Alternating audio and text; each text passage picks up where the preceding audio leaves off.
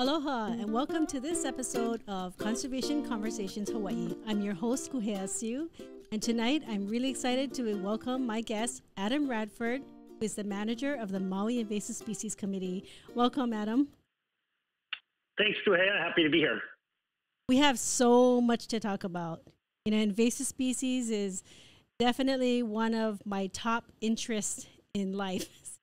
I'm very interested in what's going on with the invasive species challenge in Hawaii and doing what I can to help out. And I'm very excited to have you here today and to talk about what's going on Maui and within Maui County.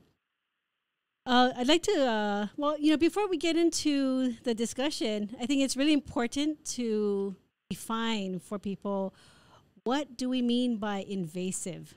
Can you give a really quick, simple definition of what an invasive species is? Sure. I could give a real simple explanation for that. I was thinking about it actually just the other day. And I was thinking about a playground, right? And you have like local kids that are from the area. They were born there, grew up there.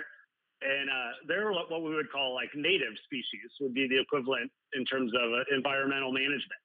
Right. And then you have kids that maybe move to the neighborhood from somewhere else, but they just kind of do their thing and they blend in with the community. They don't really cause problems. So they're non-native species, but they're not problematic. And invasive species are kind of like the bully at school that shows up and starts bossing everybody around, taking their candy and causing trouble for the whole school ecosystem, if you will. So invasive species are kind of those plants and animals that cause the most trouble and cause noticeable impacts to our environment, economy, and quality of life. Wow, that's awesome. I've never heard anyone explain it that way, and I think that's a real easy way for people, because everybody can relate to that. That's our life here in Hawaii, right? Sure. Thanks for that. And before we start, I wanted to spend a few minutes getting to know you a little bit and letting our viewers have a chance to get to know you as well. So where did you go to high school? I went to high school in central Wisconsin at a high school called the Stevens Point Area Senior High, and it was at the time the largest high school in Wisconsin. So I think my graduating class was like 550 kids. Oh, that's pretty sizable compared to Hawaii, I think. Mm-hmm. So Wisconsin, I know, and I'm sure everybody tells you this, but we associate Wisconsin with cheese. Right? But is there anything else that your town or Wisconsin is known for that we should know about? Sure. I think that one of the things I really liked about Wisconsin and still do, a lot of my family is still in the Midwest, is the natural environment there. It's a pretty outdoorsy place. It's a beautiful place. A lot of lakes and rivers and forested areas. Like my parents' house, for example, you can walk out the door and you're on miles of trails with a river right there. You can fish and canoe and everything. And I think that just that environment actually really helped inspire me to do the work I'm doing now. So, it's a great place to live and very beautiful, very nice people, and great environment. Oh, that's great to know. I never knew about the outdoors environment and what Wisconsin has to offer. So what did you fish for? Mostly like bass and freshwater, walleye and freshwater fish. Yeah, you can actually catch salmon in the Great Lakes, but mostly your standard river fish. Okay, great.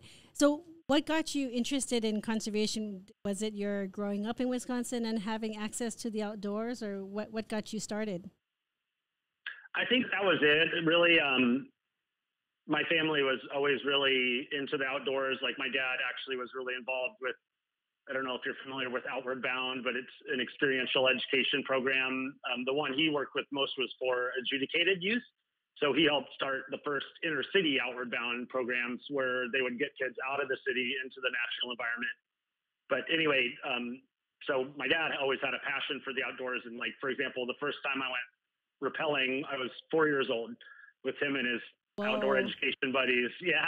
And so I grew up camping and being outside and just really loved it and got pretty into experiential education myself and leading people into experiences that were very different for them, and finding, the leadership potential within themselves through those experiences, I think, and through the process of learning new things and being self-reliant and sometimes challenging natural environments. And then when I was about halfway through college, I really didn't know what I wanted to do most of the time I was in college, to be honest. But probably like most kids. Right. But I realized, I was thinking about, well, what do I want to do? And it was pretty apparent I loved the outdoors. And I had a lot of friends going the direction of making that a professional career, like that kind of, again, experiential education and, guiding, if you will. And a lot of them ended up becoming pretty international world-class guides, mostly for mountaineering and other things. And I enjoy that, and I still partake in those activities, but I kind of wanted to do more. And what I realized was that maybe the way I could do more is actually helping to protect the environments, the natural environments that I really enjoyed. And so then from there, I got involved with the Nature Conservancy and state entities that did land management, watershed protection, and things like that. And I finished my undergraduate degree at Manoa, and then was working and actually trying to break into a conservation type position here in Hawaii, and it just wasn't happening for me. So chose to pursue a master's degree in natural resources management. That ended up being on the mainland. So spent 2 years there, and then was essentially sort of doing the shotgun approach to try to land a job, and was fortunate enough to land one back in Hawaii here on Maui. So I've been on Maui. Was college the route that you took to come to Hawaii? Was it starting with the education, or what brought you here? Yeah, that was a sort of, college was the conduit for that, I guess. But I actually got a soccer scholarship to go to school in Oregon. And the school, Pacific University, had a really large demographic of Hawaii, or a large Hawaii representation, a lot of kids from Maui, actually. And I had never even thought about Hawaii at all. And my first summer break, after my freshman year, a friend of mine from Kula said, "Hey, I have work for you. If you want to come, you can live with my family." And I did that and had a great experience, went back to college in Oregon one more year. And then I came back the next summer and was working, and then realized I had in-state tuition here. So I finished my undergraduate at Manoa, and of course, in the process, fell in love with Hawaii and wanted to come back when I pursued my master's degree. And again, was fortunate enough to be able to do so. So in a roundabout way, college got me here. Well, it definitely sounds like you were meant to be here. All paths led you here. Is there anything when you first moved here? I know you had spent time here before, but when you moved here to live here and work here, was there anything about Maui that surprised you? Didn't expect? Everything. I think because really, like I said, I had never really thought about, I'd never even thought about Hawaii as a vacation. Oh. And I mean, I learned a lot about Hawaii when I was in Oregon with my friends from here, but once I came and saw the beauty of the place, I was just blown away, and just the people and the spirit of aloha, and really bringing me into their ohana. And I just learned so much, and still do every day. And I remember actually talking to my family about it, and just telling them, I'm just amazed. I see something beautiful every day that's totally new and surprising. And I actually still feel that way. Yeah, I'm glad I've been here over 25 years. So yeah, I'm glad you said that. Even having lived here my whole life, I mean, there's still so much to know and to learn and do here in Hawaii. Now, some people think of it as the tiny rock that they have to get off of to really find adventure in life, but I think there's so much to explore here. So who inspires you to be the best you? Well, I mentioned my dad. I mean, just in general, he's an inspiration for me. I mean, he's a true philanthropist. That's his business, is helping nonprofits accomplish their goals. And he's just an incredible guy. So he, in all levels, really my dad probably. And then professionally, I'd say Taya Penniman and Dr. Duffy, who you know very well. Taya Penniman was the former MISC manager and actually still works with MISC in a variety of very critical capacities. And Dr. Dave Duffy is my boss on Oahu at UH Manoa. And of course, Fern Duvall is our committee chair, and lots of other amazing people like yourself that inspire me to keep doing the work I'm doing and try to do it better. Oh, thanks. Yeah, I agree. There are so many awesome people in conservation, and it's not just about the environment and doing the work to protect species from going extinct, but really there's so many amazing people who are inspiring, people who have been around a long time for decades, and people who just are getting their start, and just inspire us every day. So I like to ask people this question. I'm really curious, that we've been experiencing the pandemics for about a year now, and it seems like it's a really long time. We still have a ways to go before it's all over. But one thing that I learned to do during this pandemic was to cut my husband's hair. So I watched a bunch of YouTube videos, and, out of necessity, because in the beginning we couldn't really go out. Everything was closed down. So I just watched a bunch of YouTube videos and started cutting his hair, and, trying to, getting more serious about it as we go along. So, yeah, I enjoy that. But did you pick up any new skills or hobbies during this pandemic? Yeah, I guess so. I got better at cooking. I think that was a little bit anyway. I've never been a really good cook, and my partner is basically a chef, so she helps guide me in the right direction, I guess. But nice. Yeah, I'd say I got a little bit better at that. So what's your best dish, or what do they call it? What is your star dish, I guess? Probably one of the easiest in some ways, but the most diverse is pastas. Oh, okay, that's always a winner. Always a crowd pleaser. All right, so let's get into talking about the Maui Invasive Species Committee, where you've been, where you are the manager, and you've been with the organization quite a while now. Before you became the manager, can you tell us how you started out with the organization and kind of how you sort of climbed the ranks to where you are now? Sure. I was actually hired as a 6-month temporary hire to work on a virus affecting banana plants called banana bunchy top virus. And so took that on pretty much independently.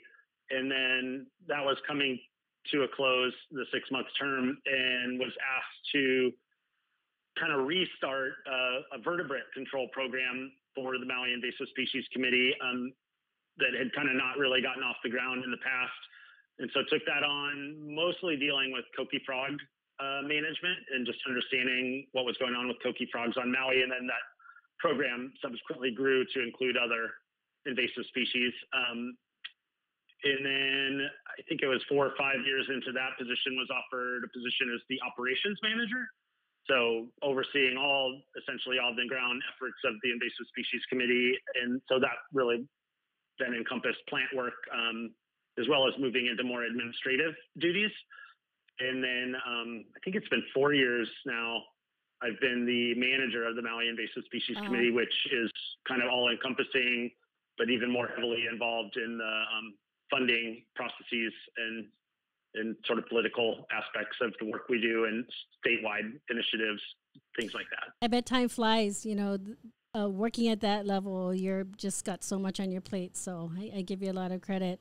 And I think it's really gives a lot of hope to students and emerging professionals just starting out, that, you can start off somewhere as a temp and end up in management with an organization, and, really able to graduate and climb the ranks and do some real game-changing things at the management level. Absolutely. Yeah, we try to instill that mentality in interns, entry-level positions. We try to provide a tiered structure so people can advance both in duties and pay to really make it a livable career. And it can be a challenge. Unfortunately, we're not able to pay as much as some industries, but as you work your way up, it's certainly a livable wage, and it's incredibly rewarding, I think, to do something that's giving back to your community really all the time. Right. It makes you feel even more a part of that community. So right. Yeah. This is a career that you definitely can go to sleep at night feeling good about what you've done, or what you're working at. So I think a lot of people are just they're really living their passion, work in conservation. Yep. So I think one thing that's really important to explain to folks is when people hear about Maui Invasive Species Committee, they probably assume that you have a lot of different things that you focus on, but you don't focus on everything. You can't do that, otherwise you would be probably not as effective as opposed to focusing on some target species. So can you tell us what MISC is currently targeting and why? Sure. Well, to your point about not being able to tackle everything, that's absolutely true. As most know, I mean, largely what people see, especially kind of in the nearshore areas, are all non-native plants. Not all of those are invasive species necessarily, but there's quite a few that are beyond our capability to control. So when we're posed with the question of like, is this something you should be working on? We have to look at the feasibility of control, like the scope and scale of the problem. You know, how long does this plant or animal live? Sort of all the biological characteristics, and then make a resource allocation decision. Because yes, of course, you know, like everyone, we're bound by our resources. So, and also I would just make the point that generally speaking, the Maui Invasive Species Committee, we're working on an island-wide scale.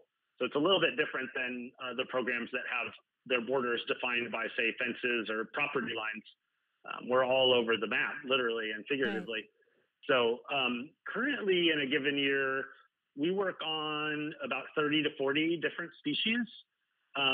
Most of those are plants that we're making sure are gone. So we've already removed them, and we're just making sure that the seeds that may be there aren't popping up and becoming fruiting plants again.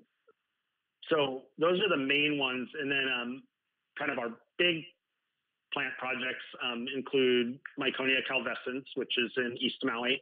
That was actually how the program started. Before the Maui Invasive Species Committee, we were actually known as the Mellowstone Action Committee. And we started, became MISC in 1999. I think we started hiring staff in 2001, largely to work on Miconia control in East Maui. I can describe that a little bit further later if you'd like, but the other big plant project is working on a grass called pampas grass. It's kind of a big showy flower that's often used in like decorations and planted as an ornamental plant. Most of our plants actually showed up that way. They either came because someone wanted to do something with them, like eat them or use them in art, or they largely were brought as ornamentals because they're really showy plants, which is good for us because it makes it easy to find. But yeah, those are probably our two biggest plant targets. And then for animals, it'd be Cokey Frogs and really new things that show up like snakes, if we get a snake report or something like that. Right. So. I'm glad you mentioned about the, you know, how some of these more invasive plants get here. And a lot of it is because people wanted to put them in the yard, or maybe some kind of cash crop or something. But, you know, and, you know, our previous guest was Tamara Sherrill from the Maui Nui Botanical Gardens. And so we were talking about how, you know, wonderful it is that people have really taken a liking for native Hawaiian plant species and growing those, and, you know, learning about horticulture and being part of that, you know, solution to keep those plants alive and around for the long run. Because, you know, if we can shift it even a little bit, right, from, you know, wanting to import plants that we think are beautiful and want to put in a yard, and really look more towards a native species, I think that's a win. I agree. That's a huge win. And I see that also, that shift in mentality. And people are generally, especially if you offer them an alternative to a non-native plant, particularly an invasive plant, I find that people are really pretty excited about that once you explain like what it is, how it fits into the bigger puzzle of a ecosystem, and a functioning one at that. Yeah, people usually like it. And I think in that interview that you were referring to, you were talking about rate of introduction also. That's really interesting because I think the average is, if you sort of generalize it, is still every 3 days a new thing shows up in Hawaii. Is that plant or animal? Plant, animal. It could be a plant disease like a rust or a fungus or something like that. So it's all encompassing. Okay, give us that rate one more time. It's a new thing every 3 days. New thing that is Scary. Very. Wow. Okay. So you're better at math than I am, I'm sure. So what does that mean in a year, in just 1 year? How many introductions does that add up to? 120. Wow. Okay, so this can be a plant, it can be an insect, some kind of vertebrate, or even a disease? Yep. Wow. Yeah. And you mentioned that your target list is 30 to 40 species. And how big is your crew?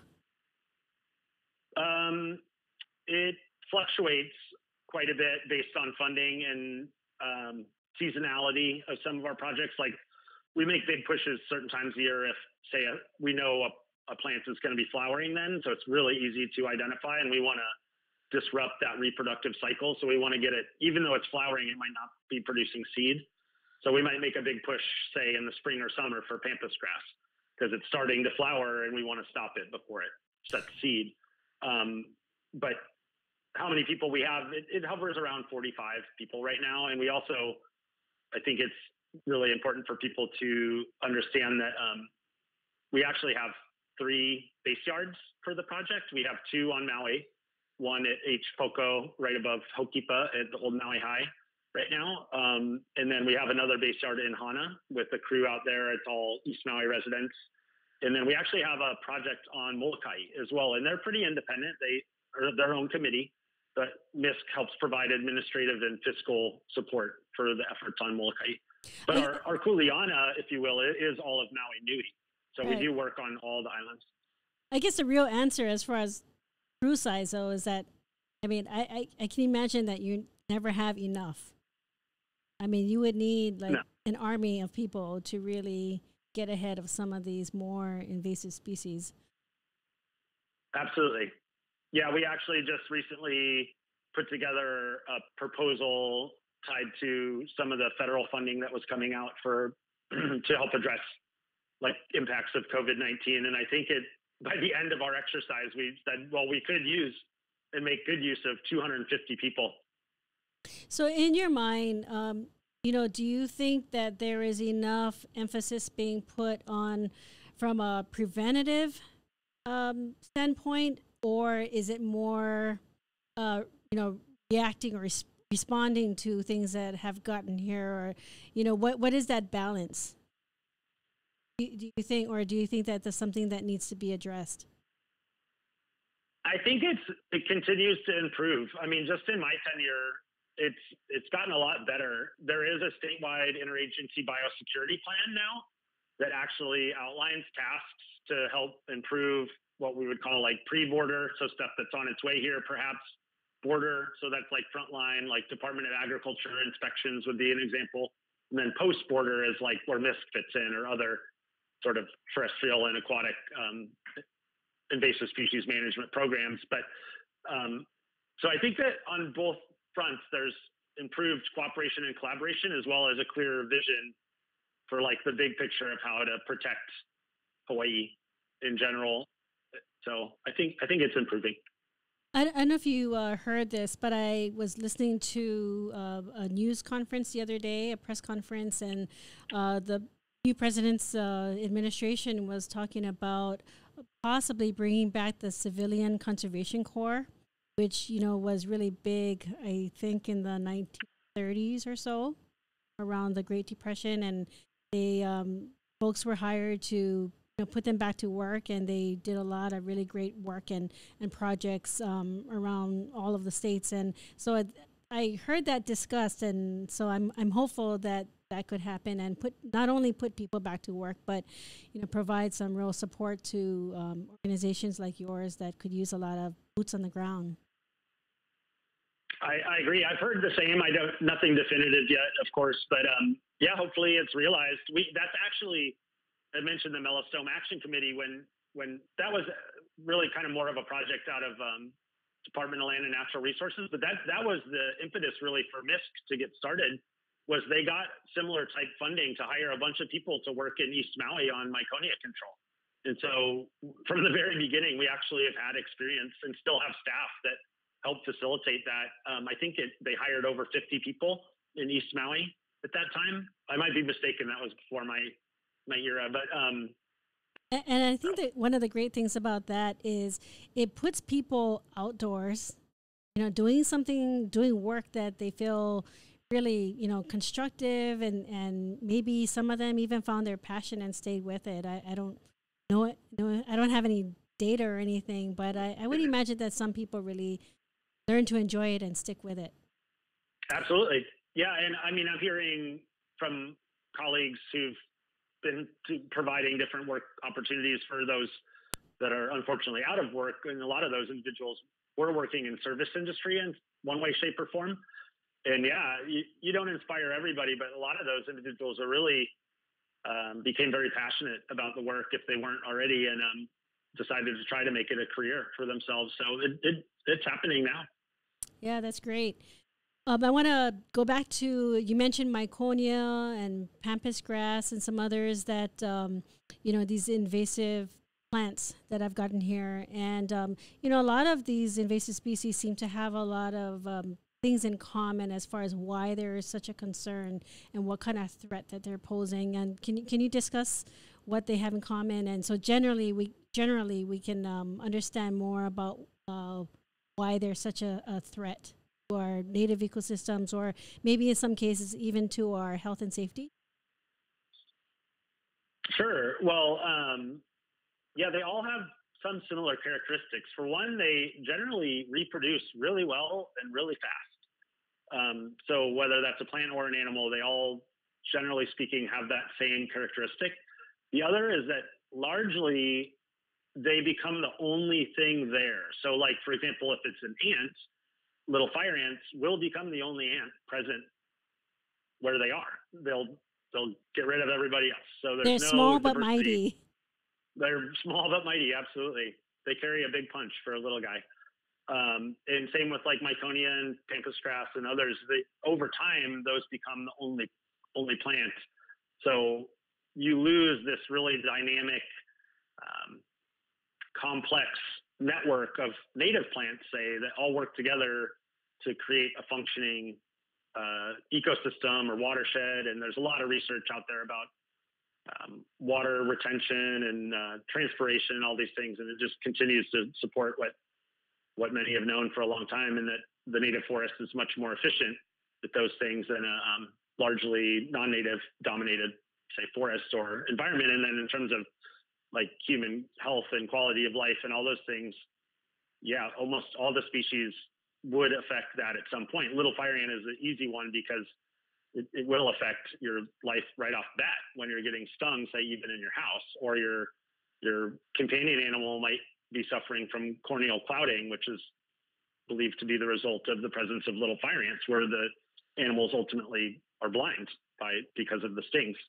So you can imagine what that would do to tourism and, say, even playing at the beach. I'll just give one other quick example. Little fire ants it's kind of one of my favorites for this topic, is talking to friends and colleagues on Big Island. It's totally changed their life already. And a common theme is like, I can't take my kids surfing where I learned to surf, or I can't take my kids hunting where I grew up hunting with my grandpa. It's like, and then even for them, like, it's a defend the borders approach where they're spending their own money just to try to keep their yard fire ant free. And that's going to be in perpetuity. Right. So we don't want it on Maui. Right. And so a quick story, a friend of mine from the Big Island shared a story about little fire ants and her home being taken over by them. It got to the point where they would go to, take a shower, and you have your clothes on the ground, and by the time you come out of the shower, your clothes are covered in ants. And it's just, horrific. And, it got to the point where her kids were begging them to move, just completely move to a whole nother house, to a whole nother place, because the ants were just overrunning them and becoming too much. So yeah, I had a colleague on Big Island also that they were delaying teaching their baby to walk because the ants were so bad in the carpet.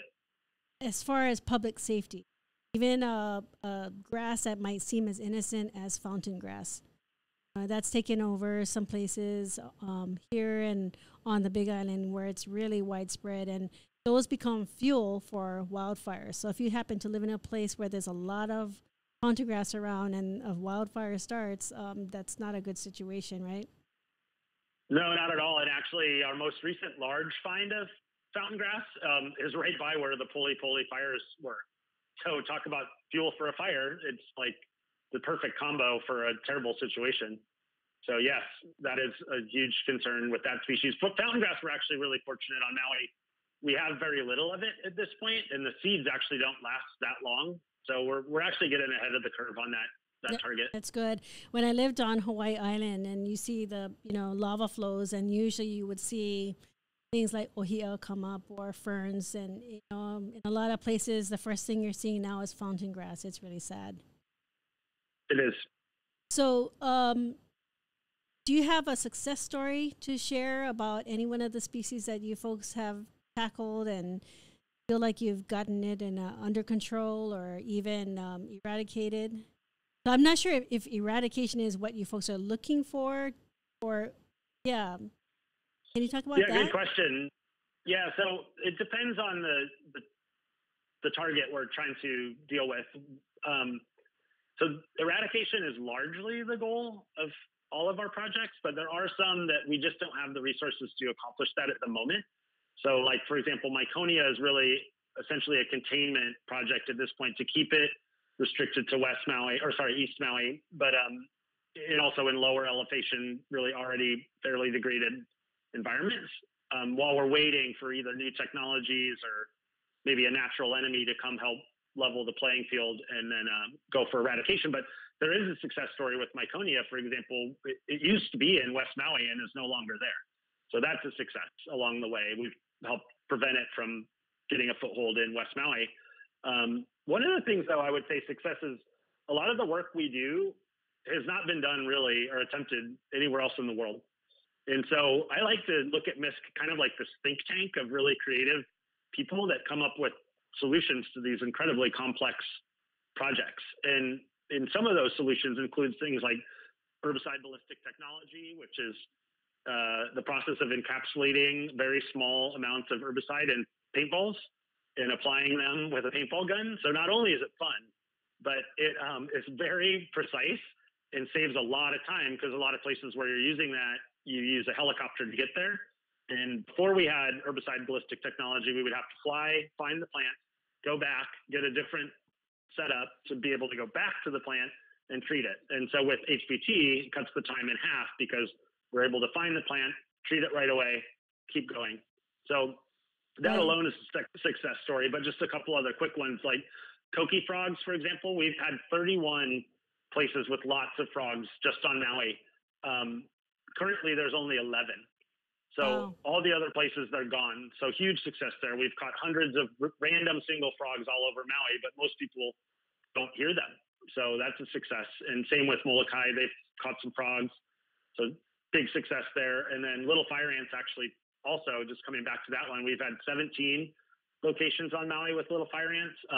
8 are what we consider active now, meaning under active treatment. The rest, because it's an ant, we're very conservative in terms of saying they're gone. Because think about something smaller than the tip of your pencil and trying to find it. So we go back for many years to ensure that the ants are gone. So we've had a lot of successes along the way. You have to look at it that way, not so much as the big success of it's all gone, because again, things keep showing up, and you look at those like benchmark successes towards the bigger goal to keep you going. At least that's how I look at it. Well, the work is truly never done, because these things can always come back, right? Because we are talking about humans and in tracking things around or introducing things. So the work is never truly done. But the fact that you folks have contained these invasives to reduce their distribution is awesome. And having lived on Hawaii Island and been around nettle caterpillars, Cokey frogs, little fire ants, and more, and knowing what it's like to live there within, those animals, those insects and whatnot, I am really grateful. I'm one of your, MISC biggest fans, because I know what a great job you folks are doing, for the fact that I don't have to listen to Cokey frogs at night. I don't have little fire ants stinging me. I can go out in the garden and not worry about being stung by nettle caterpillars where I live. So I know you folks are doing a great job, and I wish you folks had a lot more people than you do, and um, maybe one day. Yeah, and it really is all about the people. Like everyone that's on staff right now, and actually largely in the broader Maui community, is incredibly supportive and active and passionate. And that's another success story, I think, and kind of a change in our model from years past is really trying to more empower residents to not only tell us what they're seeing or hearing, but to actually take action and potentially go out and assist with control work or actually take it on themselves. And we work with them to do that. What's an example? A great example is actually we, about 2 years ago, started a Cokey community empowerment program. In that program, it puts tools in the hands of residents affected by the presence of Cokey frogs, largely in and around Maliko Gulch. And so we have 5 communities, like sub-neighborhoods, if you will, of the broader Maliko area it's almost all the residents get together on a 6-week basis and go out and control the frogs in their neighborhood. And some of the quotes really from them are after, a year or so of concerted effort is like, wow, it's down from hundreds of frogs to a handful in our whole neighborhood. And they did it themselves. Like we provided training, equipment, and resources to help them do the work, but a lot of them have run with it on their own. And our goal for Maliko area, which is our largest infestation of Cokey frogs on Maui, is to get the entire bordering community active to the best of their abilities in terms of assisting us with the control. And I actually see that as a direction for other projects for MISC in the future. So we're sort of leveraging, our resources and capabilities with those of the community who really is stepping up to come do the work. Whereas years ago, it was like, call us, MISC will go in the phone booth, change into our superhero suits and show up and solve your problem. And that's just not really realistic with our current That's not feasible when financial you have a situation. crew. Yeah. Right. That's awesome. I was going to share a story about the Cokey, and I was so listening to what you were saying, and I forgot. I'll come back to that. So, Sure. not only are you folks working on the ground and controlling invasive plants and animals, but you have a lot of education and outreach that you do. And how can people report sighting of Cokey that they think is not, that you folks might not know about, or little fire ants or LFA? Yeah, they can report any of those things or anything. What I encourage people to do is just report if you just see something you don't know or it's not familiar to you, or even if you're curious, like you don't think it's a invasive species, but you just want to know what it is, like that's fine too. We're always happy to answer those kind of questions or pass it along to someone that can answer that question for you. But in terms of sorry, go ahead. No, what's the best way if they took a picture of it and texted it or emailed into you, or what's the preferred method? Yeah, pictures and video are really helpful. And then they can either call it in to 573 MISC, which is 6471, or they can there's a statewide program that you can either call 643 PEST, or both of that project has a online avenue as well. It's 643pest.org. And for MISC, it'd be mauiisc.org. Either one has avenues for reporting within them. So those would be the easiest ways to report. You mentioned that you work with a lot of different folks out there, and I know you have a lot of partners. Can you talk about the partners that you have working with you, and how do they help guide work that MISC does? Sure. So success for us is all about partnerships. So we work with pretty much all the land-based entities in Maui County. So that's like the state, Department of Land and Natural Resources, Department of Agriculture, the Nature Conservancy, projects working on native bird preservation, restoration, some of the restoration projects themselves, the watershed partnerships. So collectively, like all those different entities, we kind of fill in the gaps throughout conservation needs in Maui County. And then MISC is the ultimate gap filler in terms of, again, working across all boundaries to try to help address problems that are of concern to all those different entities. And they do the same for us in terms of actually physically going and helping with the work. and also reporting, and we do the same for their projects. So, for example, if we're in a remote native forest where a project may have fences up to help with like ungulate or animal ingress into a native forest, and we see that the fence is broken, we let our partners know and or fix the fence while we're there. Stuff like that. So it's a very reciprocal partner relationship on Maui and Maui County, and we're really fortunate to have that. It's a collective effort, without a doubt. It's a great way to work, especially when everybody's kind of dealing with the same thing with limited resources and manpower. It kind of makes sense to work together and pool all of that together and help each other out. So February is Hawai'i Invasive Species Awareness Month. So that's another great opportunity to get people together and talk about this issue and get some help. So I know you folks have been doing a webinar series. Want to tell us more about that? Sure. So yeah, it's interesting. There's been Invasive Species Awareness Week for quite some time. I think this year it's February 22nd through 26th. And that has been put on by the National Invasive Species Committee, essentially. And so it's been a national initiative, but in Hawaii, they took it one step further and made it an awareness month. And so that's largely being hosted by Department of Land and Natural Resources and the Hawaii Invasive Species Council. And so, yes, they put together a series of talks all throughout the month on invasive species management and awareness and reporting and other things like that, as well as workshops and a contest for a virtual scavenger hunt and all kind of activities throughout the month. And if you're interested in that, if you just Googled like 2021 HISAM, HISAM, it would most likely come right up and you could see all the different activities going on. But the ultimate goal is to raise awareness and increase engagement and connectivity with people that are even have a passing interest in invasive species and their impacts and what they could do to help.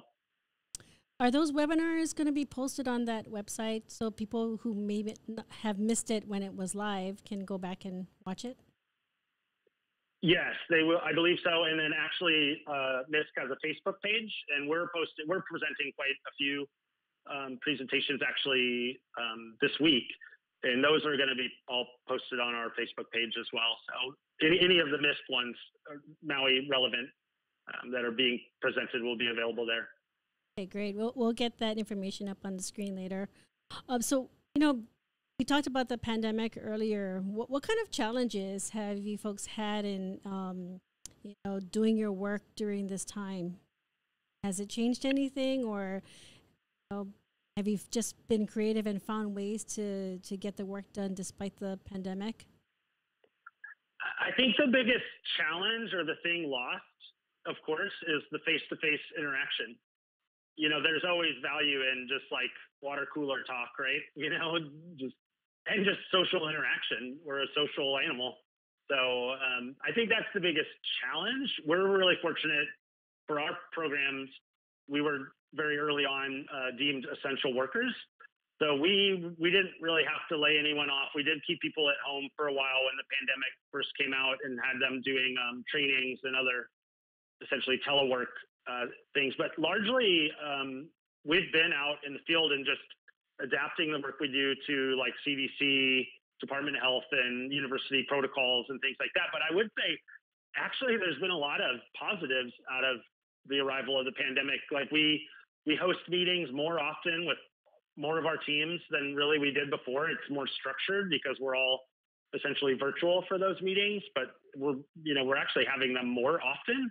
And also it's forced us to do something we've been wanting to do for a while, which is take a lot of our educational curriculum, which we have for students, for teachers, for tour operators. We have a variety of different programs that we've been transitioning to virtual platforms. So that's actually going to help in the long run in terms of instead of just having essentially canned presentations that we go and deliver, we can have them available, 24/7 to interested parties. So we're looking at ways to have like continuing education credits for people and certificates and different incentives as well, where they can complete these things on their own time or at their own leisure. So Yeah, you mentioned something that was really interesting, and that was the education for tourists, visitors. I think that's really important. Of course, tourism is down right now because of the pandemic, but just the year before, I think we had a record number of visitors, and I believe it was over 3 million, which was a million visitors more than in previous years. So that means we, typically have a lot of people visiting the island, probably going from island to island, hiking, going down to the ocean, and everywhere in between. And so what kind of education do you provide for the tourism industry? The main one would be we are part of a program called the Maui Conservation Awareness Training.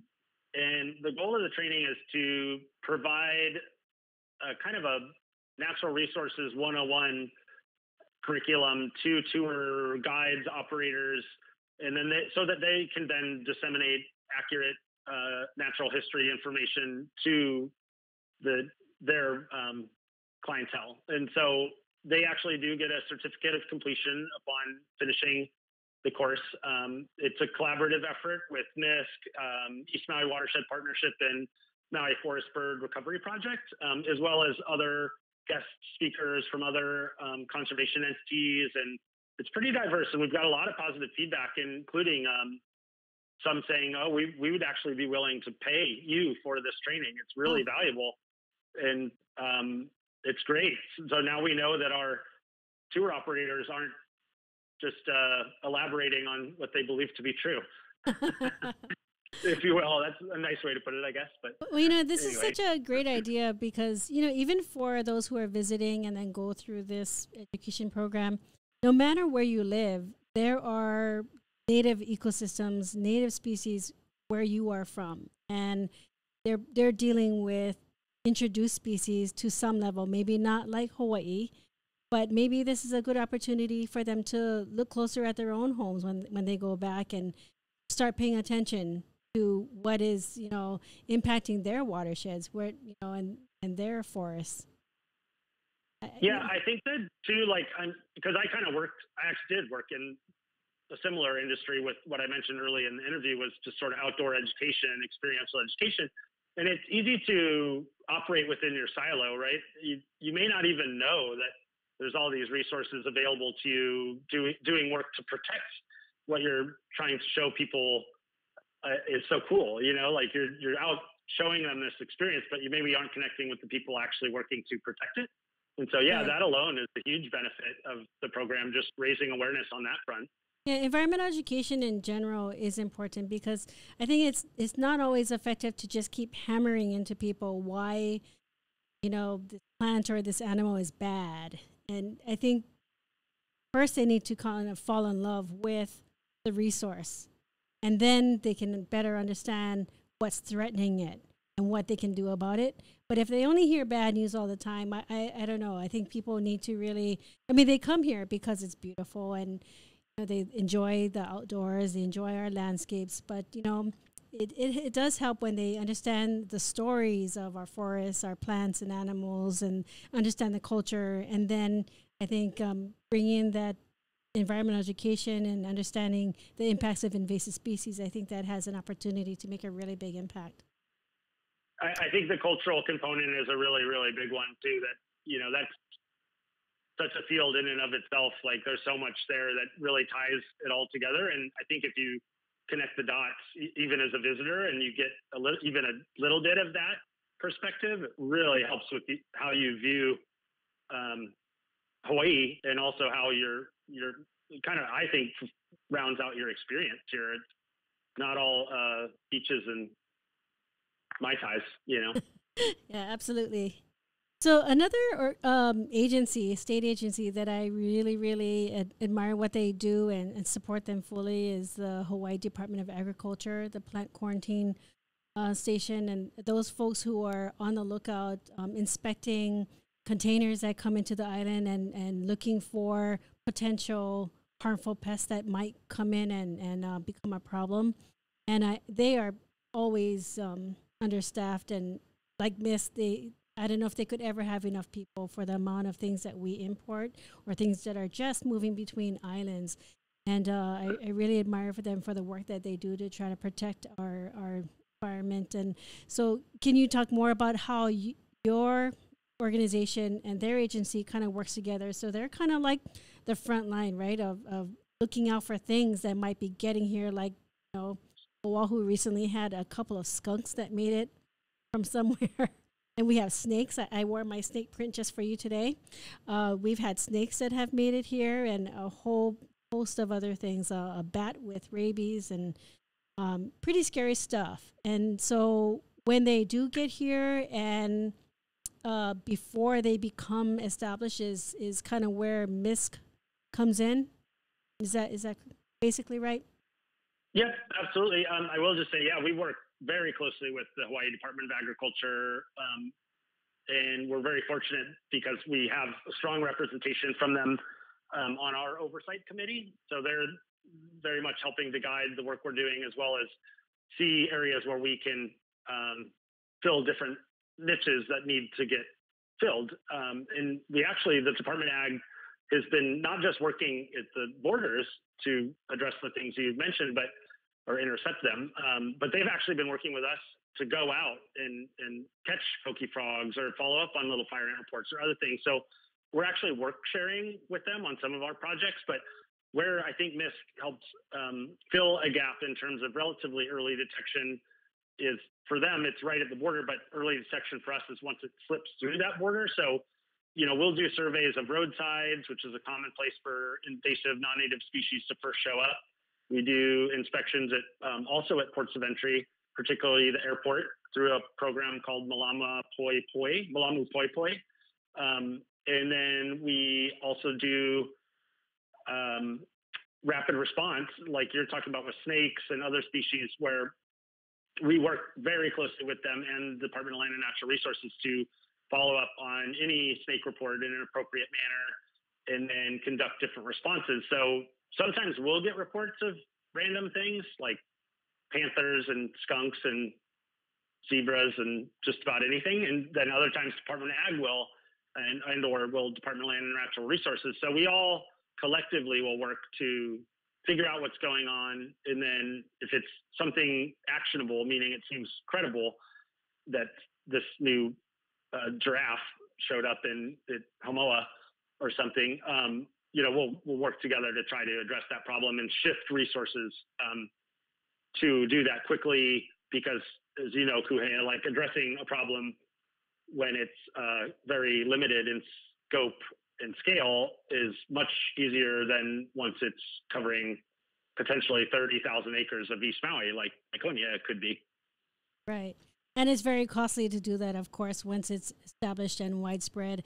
And, everybody has choices to make. I mean, everybody can help address these issues and prevent things from becoming, from even coming in or becoming widespread, I think. And we do that every day by the products we choose to buy, and our actions, our behaviors. And one thing that, going back to that bat with rabies, so I was on a tour with some students at the Department of Agriculture in Honolulu one year. This was in the early 1990s, and they shared a story about a shipment of Christmas trees that had come in, and so the inspectors were in there inspecting the trees as they always do, and they heard something fly by. So the inspector yells to the other inspector to shut the door, and luckily that person acted quickly. They shut the doors, and they ended up catching a bat, and that bat later tested positive for rabies. And as you know, we are one of the few places in the world that is rabies free, and all it's going to take is one bat to change that, maybe forever. And so from that year, I think that was 1993 or so. Since that year, I never bought another live Christmas tree that was imported. And so, everybody has the power to make those kind of choices for themselves and do their part to help out. But yeah, the other thing I would mention is that introductions to be intentional, but are often accidental like that. Like, I doubt that they knew a bat with rabies was in that shipment, right? But I Right. completely agree with you. Your choices in terms of, what you're buying and, whether that's buy local or not is up to you. But the other thing is that, a lot of times I think with visitors, especially, people just don't know. One of my favorite stories is of a family flying into Hawaii. And when they did the, do you have any thing to declare agriculture forms, they realized like, oh, maybe we do. And they actually asked the stewardess like, oh, is it a problem if we have these fish with us? And she was like, what do you mean fish? And they had a bag full of saltwater tropical fish Whoa. that their kids wanted to set free where they were from. Oh, wow. And they just didn't know. They were like, oh, wow, like we didn't even think about the fact that none of these fish are from Hawaii. They're saltwater fish, but, they're not from here. So anyway, my point is that, like, I think that education aspect too is another really key component. And there are amnesty programs for people that are honest like that. Like, oh, I brought a snake in and I didn't even know that Hawaii didn't have snakes. Like, I guess I'll turn it in or something. So. Right. Yeah. Anyway. I definitely don't think that it's always malicious. These introductions, sometimes they are accidental, sometimes unintentional, and just, for lack of education.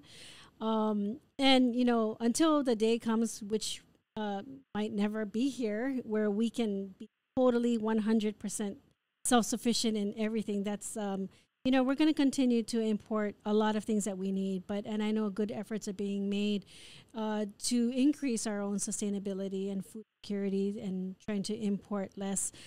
So to the extent that we can make some choices for ourselves, and that's a totally independent thing for each person to decide for themselves. But I think every good choice that people make helps. I agree. Yeah, so for someone who doesn't know too much about invasive species, if you had to give like an elevator speech about why it's invasive species are important to be aware of, why we should care about, trying to minimize introductions of invasive species or spread of them, could you give us a quick elevator speech? What would make it easy for us to pass this message on to people? Putting you on the spot. No, that's a good question. And actually, ironically, I do have a quote with me that it sort of, I think it shows the commitment and understanding of even those at like our highest level of government. And I think it reflects a general sentiment for those that are aware of invasive species and what we do. But so even the Hawaii State Legislature declared the single greatest threat to Hawaii's economy and natural environment and to the health and lifestyle of Hawaii's people, invasive species. And so it's like the one thing that can change everything here, I guess, would be my very simple statement to someone that was like, what's the big deal? It's like, well, it's everything. It's water, it's agriculture, it's people's livelihoods, it's quality of life, it's your enjoyment of your experience here. It just depends on the person, but pick anything and it will affect that thing sooner or later. Right, and you can even pick our economy. I mean, how much money gets spent battling invasive species? It's phenomenal. And so could that money be put to better use? Absolutely. So, absolutely. With invasive species on your mind all the time, I'm sure you even go to sleep, thinking about it, dreaming about it, and worrying about it maybe. So what do you do in your spare time to relax? How do you stress? Well, I like to go to native forested areas to actually see what we're working to protect. And also I'm not like, oh, there's an invasive species. There's an invasive species. I actually have the opportunity also to learn about native species that is not my area of expertise. And so I really like learning new things. And again, we've talked several times about kind of holistic ecosystems or connecting dots. And I like to kind of see like how it all functions together in a functional environment that's been there much longer than we have and will be there much longer than hopefully than any of us will be. So I like that. And then even though I work mostly on land-based things. I love the water. I love the ocean. I like surfing, fishing, diving, all those things. I would say the ocean is like my main, completely separate from invasive species management, although I know there's a slew of aquatic invasive species issues out there. But for me, I definitely step away from work and in the challenges that we all face in any career we have. So did you learn to surf here, or I can't imagine, did you learn somewhere else? Well, when I was a kid, I actually lived in New Jersey when I was really young. Okay. And so we would go to the beach in the summer pretty much every day. And so mostly bodyboarding and swimming and some surfing, but I'd say I got a introduction there, but definitely learned more when I was here. So we have a picture of you on a surfboard. Why don't you tell us what that's about? Yeah, that's a picture at Honolulu Bay. And I just think it's a funny picture because I don't have very many pictures of me surfing. And the one I have, I'm actually covering my face because I just got sprayed by a bodyboarder, which is fine. It's all fun and relaxing, but it just cracks me up, that picture. It's like, I finally got a really good picture, and it's me like this on the wave. So anyway, but it's all good. I got a barrel right after that picture was taken, so I was pretty happy with that wave regardless. Yeah, that's actually a really nice shot. Maybe you could Photoshop the bodyboarder out. Yeah, I'll ask Brooke, who does a lot of our Photoshop art, to work on it for me. Yes, he's an awesome cartoonist. He is. Yeah. Awesome. Yeah. So what's in store for MISC this year? Anything new? Yeah, I think, well, the one new thing, we'll see what happens, but is that big question mark of vaccinations and how that sort of changes things going forward. So that's a big unknown, but, we'll see and adapt as we have to hopefully positive change, or more positive change, I should say. And then I think when I look at like the big picture direction kind of MISC, I think that this community engagement and empowerment approach to the work we're doing, I really see that continuing to grow and trickle into all aspects of the work we do. I mean, our broader community of residents and visitors has been instrumental and critical in terms of reporting. Like, for example, 75% of the little fire ant infestations we found were due to reports from people. We didn't find them on our own. That's just one example of many, but then that getting people to do more than report and actually take action, whether that's going and catching a frog or telling a story about why it's important to other people, to funders, to whomever. Like, I think just taking action and working more cooperatively with MISC, as opposed to relying on MISC and other conservation entities to just come in and essentially address a problem or a species of concern or a lack of water or whatever the problem may be. So I think that's the vision for not just 2021, but the relatively near-term future.